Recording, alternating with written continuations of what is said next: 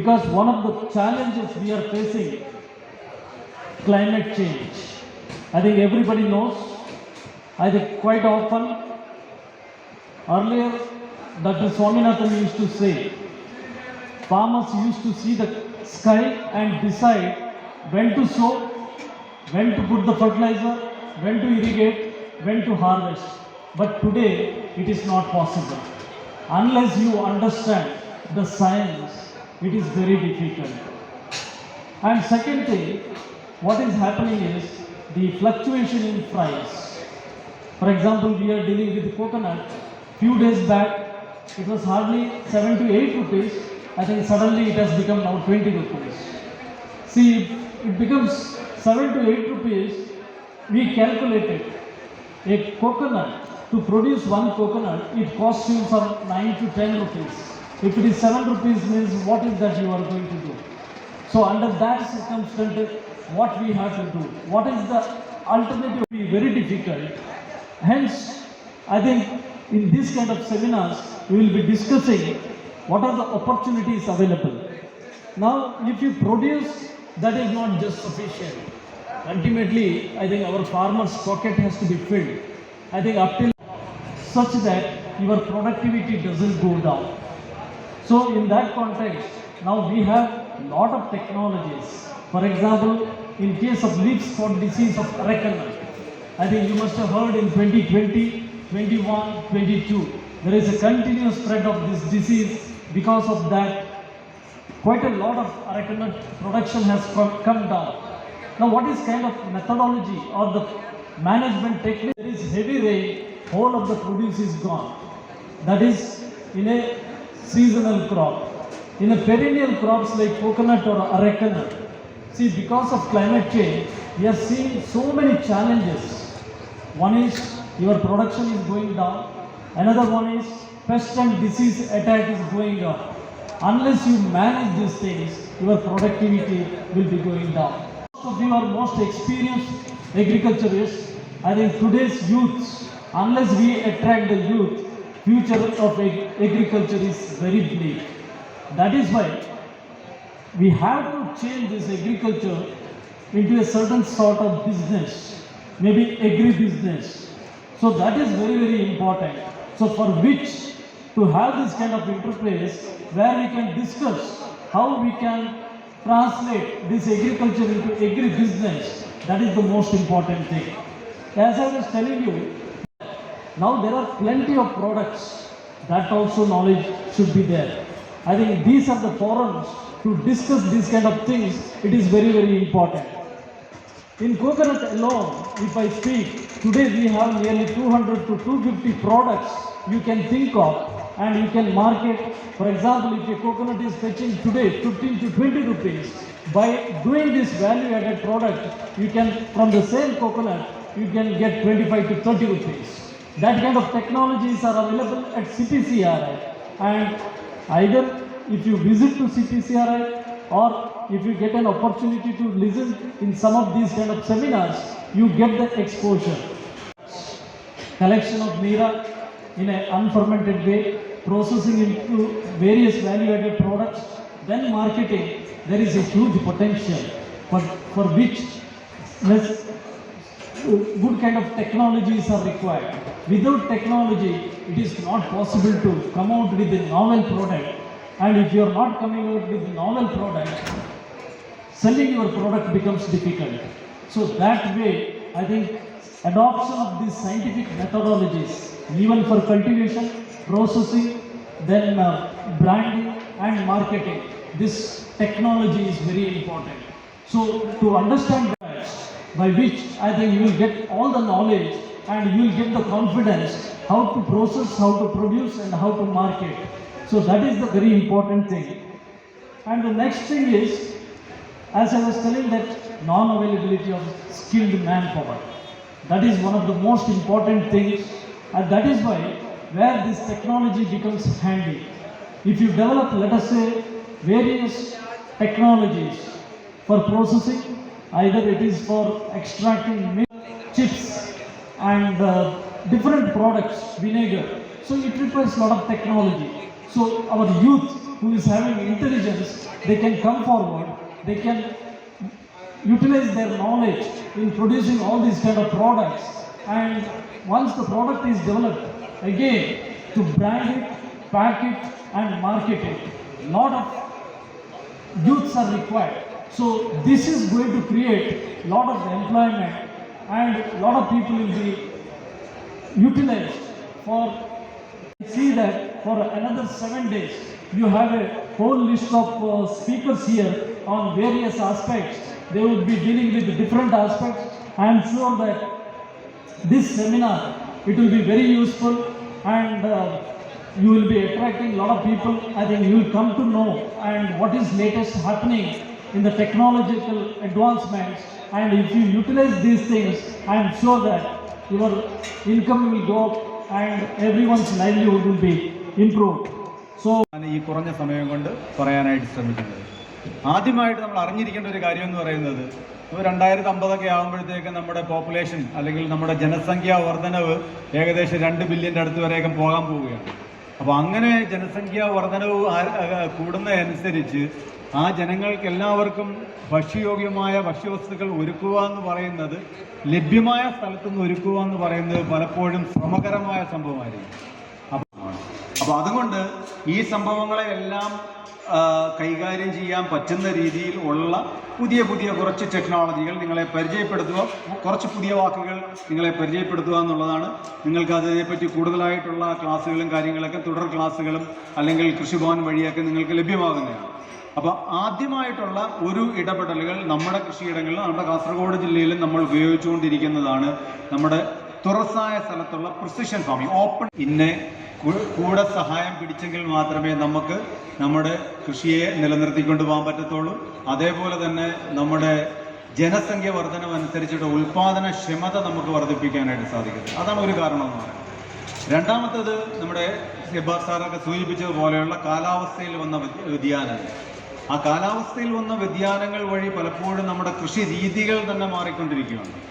അല്ലെങ്കിൽ കൃഷി ചെയ്യേണ്ട, നേരത്തെ പറഞ്ഞു നമുക്ക് സൂര്യനെ നോക്കി പല കാര്യങ്ങൾ ചെയ്യായിരുന്നു, അല്ലെങ്കിൽ നമ്മുടെ കാലാവസ്ഥയെ അല്ലെങ്കിൽ നമ്മുടെ ഓരോ വൃശ്ചിക മാസത്തിൽ അവിടെ സാധിക്കും. അതിന് ഏറ്റവും ഇമ്പോർട്ടൻ്റ് ആയിട്ടുള്ളൊരു കാര്യമാണ് നമ്മുടെ മൈക്രോ ഇറിഗേഷൻ, അല്ലെങ്കിൽ തുള്ളി നന എന്ന് പറയുന്ന മൈക്രോ ഇറിഗേഷൻ സിസ്റ്റം. അത് നിങ്ങൾക്കറിയാം, നിങ്ങളുടെ കവുങ്ങിലായാലും തെങ്ങിലായാലും ഇപ്പം പലപ്പോഴും പലയിടത്തും ഡ്രിപ്പ് ഇറിഗേഷൻ സിസ്റ്റം, തുള്ളി നന രീതി അവലംബിച്ചിട്ടുണ്ട്. എനിക്കറിയത്തില്ല എത്ര കർഷകർ, ഇവിടെ ഇരിക്കുന്ന കർഷകർ ഈ സംഭവം ചെയ്തിട്ടുണ്ടെന്ന്. പക്ഷെ നമ്മുടെ ഇടയിൽ അത് പ്രാബല്യത്തിനായിട്ടുണ്ട്. എന്ന് വെച്ച് കഴിഞ്ഞാൽ നമുക്ക് തന്നെ അറിയാം, നമ്മുടെ വെള്ളത്തിൻ്റെ ശുദ്ധമായ, അതായത് ഏകദേശം നമുക്ക് ഉപയോഗിക്കുന്ന 60%, 50% കൃഷിക്ക് വേണ്ടിയിട്ടാണ് നമ്മൾ ഫ്രഷ് വാട്ടർ ഉപയോഗിക്കുന്നത്. അപ്പോൾ ആ വെള്ളത്തിൻ്റെ ലഭ്യത വളരെ കുറഞ്ഞുകൊണ്ടിരിക്കുകയാണ്. അതുപോലെ തന്നെ ഇപ്രാവശ്യം നമുക്ക് വളരെയേറെ മഴ കിട്ടി. പക്ഷെ സമ്മർ ആകുമ്പോഴത്തേക്ക് നമുക്ക് പലപ്പോഴും ഈ വെള്ളം ചെടിക്ക് എന്താണോ ആവശ്യമുള്ളത്, ഏത് സമയത്താണോ ആവശ്യമുള്ളത്, ആ സമയത്ത് ചെടിയുടെ വേരിൻ്റെ പടലത്തിൽ തന്നെ അല്ലെങ്കിൽ വേര് ഭാഗത്ത് തന്നെ കൊടുക്കുന്ന രീതികൾ. അപ്പോൾ അതുവഴി എന്താ പറ്റുന്നതെന്ന് വെച്ച് കഴിഞ്ഞാൽ ചെടിക്ക് അനുയോജ്യമായ വളർച്ച ഉണ്ടാകും. അത് തക്കതായ ഉൽപാദനക്ഷമത നമുക്ക് ആ പ്രത്യേക സ്ഥലത്തു നിന്ന് റെഡിയാക്കി എടുക്കാനായിട്ട് സാധിക്കും. അതാണ് ഫെർട്ടിഗേഷൻ സിസ്റ്റം എന്ന് പറയുന്നത്. പിന്നെ വേണ്ടതെന്ന് വെച്ച് കഴിഞ്ഞാൽ ഇതുമായിട്ട് ബന്ധപ്പെട്ട് വേണ്ടതാണ് നമ്മുടെ ഇറിഗേഷൻ സിസ്റ്റത്തിലെ തുള്ളി നന, ഡ്രിപ്പ് ഇറിഗേഷൻ സിസ്റ്റവും ഫെർട്ടിഗേഷൻ സിസ്റ്റവും. ഈ 2 സിസ്റ്റം നമുക്ക് ആവശ്യമാണ്. അപ്പോൾ ഇതിനെപ്പറ്റി കൂടുതലായി അറിഞ്ഞാൽ മാത്രമേ, അല്ലെങ്കിൽ ഇത് എങ്ങനെയാണ് ചെയ്യേണ്ടത്, എന്താണ് ചെയ്യേണ്ടതെന്നൊക്കെ വിശദമായ ക്ലാസ്സുകളിലൂടെ നിങ്ങളത് മനസ്സിലാക്കി എടുത്തു കഴിഞ്ഞാൽ നമുക്ക് വളരെ ഈസി ആയിട്ട് ഇത് നമ്മുടെ കൃഷിയിടങ്ങളിലും അവലംബിക്കാനായിട്ട് സാധിക്കും. വളരെ ചുരുങ്ങിയ ചെലവിൽ, അതായത് വലിയ മുതൽ മുടക്കുകളില്ലാതെ തന്നെ നമുക്ക് ഈ ഒരു ടെക്നോളജിയെ നമുക്ക് ഏറ്റവും ഭംഗിയായിട്ട് ഉപയോഗിക്കാൻ പറ്റും. അതിനെ കുറച്ചുകൂടെ കോംപ്ലിക്കേറ്റഡ് അല്ലെങ്കിൽ കുറച്ചുകൂടെ സ്മാർട്ട് ആക്കുന്നതാണ് സ്മാർട്ട് അഗ്രികൾച്ചർ എന്ന് പറയുന്നത്. അത് വേണമെങ്കിൽ ക്ലൈമറ്റ് സ്മാർട്ട് അഗ്രികൾച്ചർ എന്ന് കുറച്ചുകൂടെ ഒരു നല്ല പേര് കൊടുക്കാൻ പറ്റും. അതായത് നമ്മുടെ കാലാവസ്ഥ വ്യതിയാനങ്ങളെയൊക്കെ മനസ്സിലാക്കിക്കൊണ്ട് എത്രത്തോളം സ്മാർട്ടായിട്ട് നമ്മുടെ കൃഷിയെ മുന്നോട്ട് കൊണ്ടുവരാൻ സാധിക്കും എന്നുള്ളതാണ്. അപ്പോൾ നേരത്തെ സാർ സൂചിപ്പിച്ച കണക്കുള്ള സ്കിൽ, അതായത് നല്ല സ്കില്ലായിട്ടുള്ള ആൾക്കാരുടെ അല്ലെങ്കിൽ ജോലിക്കാരുടെ എണ്ണം അല്ലെങ്കിൽ കുറവാണെന്നാണ് പറയുന്നത്. അപ്പോൾ നല്ല യുവജനങ്ങളെ നമ്മുടെ കൃഷിയിലേക്ക്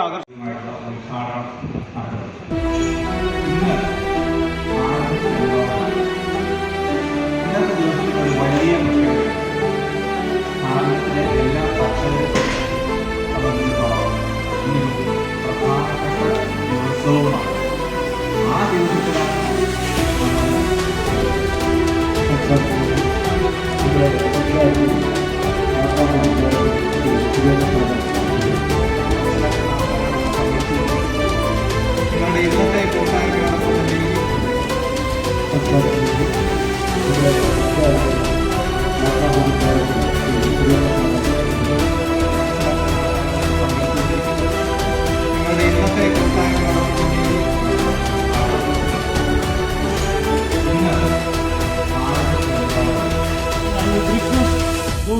not visited CPCRA, kindly visit CPCRA and see that what is the latest happening there and try to learn and adopt these things so that your income can be improved. Once again, I thank each and everyone for this. കാണാനും സാധിക്കും. കാരണം എന്ന് വെച്ച് കഴിഞ്ഞാൽ സാധാരണഗതിയിൽ ഒരു programme വിളിച്ച് കേട്ടാനുള്ളത് കേട്ടതിന് ശേഷം പലപ്പോഴും നമ്മളത് വഴിയിൽ വെച്ച് അതിനപ്പുറത്തേക്ക് നമുക്ക് മുന്നോട്ട് നീങ്ങാൻ പറ്റുന്നൊരുപാട് സാഹചര്യങ്ങളുണ്ടാകും. ഈ കൃഷിയുടെ പരമായ സാങ്കേതിക വിദ്യ എന്ന് പറയുന്നത് ഉൽപ്പാദനത്തിൽ മാത്രമല്ല, പുതിയ വർദ്ധനവ് ഉണ്ടാക്കുന്നതിനാണ് സാങ്കേതിക വിദ്യ.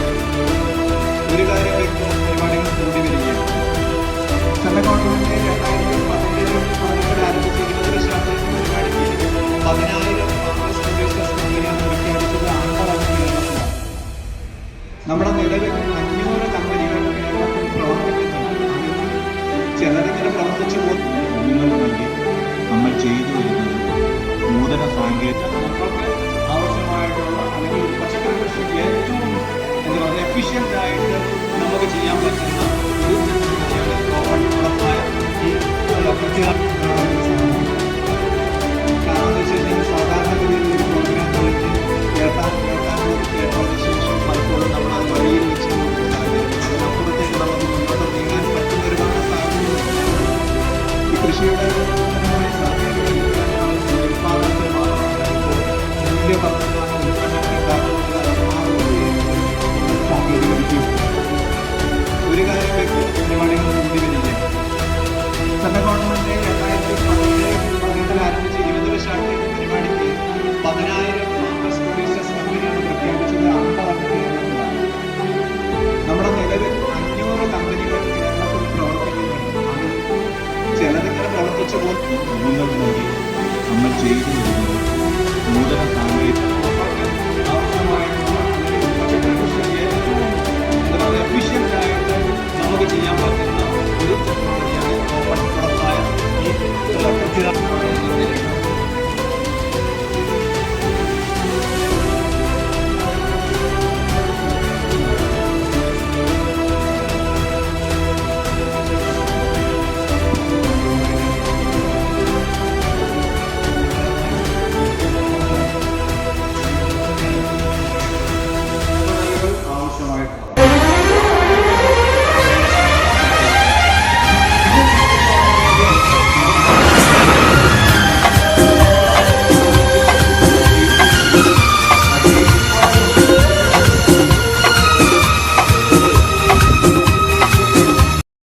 മറിയം ബോഡി ലോഷന് വെല്ലുന്ന ഒരു ലോഷൻ നമ്മുടെ കയ്യിലെത്തിയിട്ടുണ്ട്. അൽ ഫലാജ് പെർഫ്യൂം ഇൻഡസ്ട്രി എന്നുള്ള ബ്രാൻഡിന്റെ മുസ്കാൻ എന്ന് പറഞ്ഞിട്ടുള്ള ഒരു ബോഡി ലോഷൻ ആണ്. ഇതിന്റെ ബോക്സും കാര്യങ്ങളൊക്കെ ഇതാ ഈ രൂപത്തിലാണ്. നല്ലൊരു ഗിഫ്റ്റിംഗ് പ്രസന്റേഷനും കാര്യങ്ങളൊക്കെ കൊടുത്തിട്ടുണ്ട്. ഇവിടെ നല്ലൊരു മുസ്കാൻ എന്ന അറബിയിൽ കാലിഗ്രഫിയും കാര്യങ്ങളൊക്കെ കൊടുത്തിട്ടുണ്ട്. നല്ല ബ്യൂട്ടിഫുൾ ആയിട്ടുള്ള പ്രസന്റേഷൻ കേട്ടോ. ജസ്റ്റ് ഓപ്പൺ ചെയ്തുതരാം. ഈ രൂപത്തിലായിരിക്കും ഇതിന്റെ ഓപ്പണിങ്ങും പ്രസന്റേഷനും വരുന്നത്. ഇതാണ് മുസ്കാൻ എന്ന് പറഞ്ഞിട്ടുള്ള ബോഡി ലോഷൻ. എന്റെ മോനെ ഇതിന്റെ സ്മെല്ല് സ്നിഫ് ചെയ്യുന്ന വേണം, വേറെ ലെവൽ സ്മെല്ല്. കാരണം മറിയം ബോഡി ലോഷൻ വർഷങ്ങളായിട്ട് ഞാൻ യൂസ് ചെയ്തുകൊണ്ടിരിക്കുന്ന ഒരു ബോഡി ലോഷൻ ആയിരുന്നു. പക്ഷേ മുസ്കാൻ കിട്ടിയതിന് ശേഷം മറിയം ബോഡി ലോഷൻ ഒന്നുമല്ല ചെയ്യുന്ന ഓൾമോസ്റ്റ് ഒരു 99.9% പേരും ഈ ഒരു ഫ്രാഗ്രൻസ് ഇഷ്ടപ്പെടും. കാരണം നല്ലൊരു സ്വീറ്റ് ആയിട്ടുള്ള floral, fruity, vanilla, creamy, candy, milky സ്മെല്ലാണ് മുസ്കാനിൽ വരുന്നത്. വേറെ ലെവൽ സാധനം. ട്രൈ ചെയ്ത് നോക്കി, ഏതായാലും ഡിസപ്പോയിന്റഡ് ആവില്ല. മറിയത്തിനും കാട്ടിയും അത്യാവശ്യം നല്ല ലാസ്റ്റിംഗ് കിട്ടുന്നുണ്ട്. ഇത് നിങ്ങൾ GCCയിലൊക്കെ കുളിച്ച് കഴിഞ്ഞ ശേഷം നെക്കിലൊക്കെ അപ്ലൈ ചെയ്യുക. എന്നിട്ട് ക്ലോത്തും കാര്യങ്ങളൊക്കെ ഇട്ട് നിങ്ങൾ ഓഫീസിലൊക്കെ പോയി തിരിച്ചു വന്ന് നിങ്ങൾ ക്ലോത്ത് ചേഞ്ച് ചെയ്യുന്ന സമയത്തും ഈ ഒരു സ്മെല്ല് GCCയിൽ ഫീഡ്ബാക്ക് കിട്ടിയിട്ടുണ്ടെന്ന് അവർ പറഞ്ഞിട്ടുണ്ട്.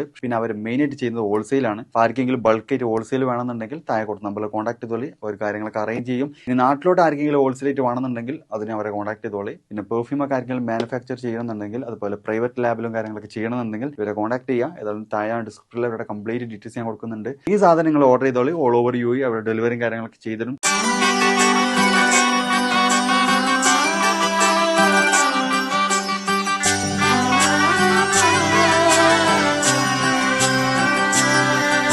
ഇവളണിയും പൊന്നല്ലേ, കനവുണരും ദിനമല്ലേ, മുഞ്ചത്തി പെണ്ണിൻ നിൻ മനം, പെണ്ണഴകിനു മിഴിവേകി എന്നെന്നും നിന്നില്ലേ,